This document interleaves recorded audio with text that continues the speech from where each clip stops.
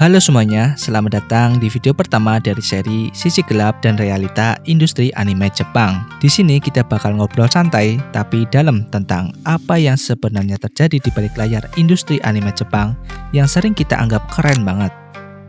Pernah gak sih kamu nonton anime kayak Demon Slayer, Jujutsu Kaisen, atau Attack on Titan, terus mikir, wih, animasinya keren banget. Pasti dibuat sama tim yang super profesional dan sejahtera. Oh, tentu tidak. Nah, sayangnya realitanya nggak selalu semanis itu. Di video ini kita bakal bedah kenapa industri yang menghasilkan karya-karya epik ini justru penuh dengan penderitaan, mulai dari gaji yang minim sampai tekanan kerja yang bikin ngenes. Yuk, langsung aja kita gali. Industri anime Jepang emang dikenal global karena kualitas visualnya yang memukau. Dari desain karakter yang detail, sampai animasi pertarungan yang smooth kayak Ufotable bikin ngiler. Tapi di balik itu, ada paradok yang ironis. Karya yang dijual dengan harga mahal dan ditonton jutaan orang justru diciptakan oleh orang-orang yang sering kerja di bawah tekanan ekstrim. Bayangin aja, anime yang tayang per episode bisa menghasilkan pendapatan gede dari streaming, merchandise, sama lisensi, tapi sebagian besar animator, terutama yang level junior, hidupnya pas-pasan. Ini kayak restoran mewah yang chefnya cuma dikasih makan roti kering cuy. Terus kenapa bisa begini?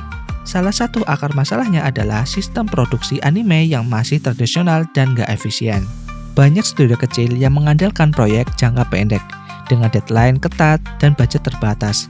Alhasil, buat bertahan mereka mengorbankan kesejahteraan tim intinya, para animator.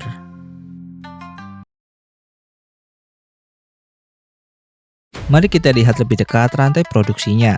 Proses bikin anime itu panjang banget, mulai dari konsep, storyboard, key animation, in-between animation, sampai post-production.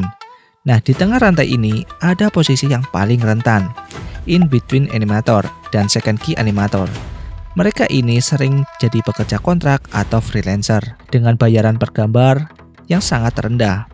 Kadang cuma 200 yen atau sekitar Rp20.000 per gambar. Betul, per gambar. Bayangin aja, buat bertahan hidup, mereka harus menyelesaikan puluhan gambar per hari. Gak heran kalau banyak orang yang kerja lembur sampai larut malam. Tragisnya sistem ini udah jadi norma di industri selama puluhan tahun. Studio besar sekalipun sering ngelempar pekerja ke subkontrak kecil biar hemat biaya. Yang artinya beban turun ke pundak animator yang paling bawah.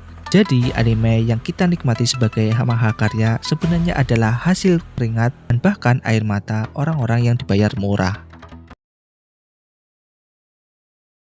Selain faktor ekonomi, ada juga tekanan budaya yang bikin kondisi ini bertahan. Di Jepang ada konsep bernama ganbaru atau bertahan dengan kerja keras dan loyalitas pada profesi yang kadang dimanfaatkan. Banyak animator muda yang masuk ke industri karena passion. Mereka pengen berkontribusi pada seni anime yang mereka cintai.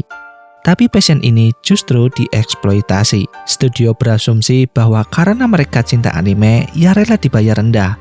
Gak cuman itu, ada stigma bahwa ngeluh soal kondisi kerja itu tanda kelemahan. Jadi banyak yang diam aja meski burnout. Selain itu, hierarki di studio anime itu ketat banget. Animator junior hampir nggak punya suara buat negosiasi upah atau kondisi kerja. Mereka takut di blacklist atau dianggap nggak loyal. Akibatnya, siklus penderitaan ini terus berputar. Perusahaan menghemat biaya, animator menderita, tapi produksi anime tetap jalan karena selalu ada pengganti baru yang masih idealis. Nah, mungkin kamu berpikir, lah kalau animatornya menderita, kenapa anime tetap bagus? Ini poin penting. Banyak anime tetap keren karena ada segelintir animator senior atau supervisor yang super berbakat dan rela kerja ekstra. Tapi dalam jangka panjang, sistem ini bahaya banget buat masa depan industri.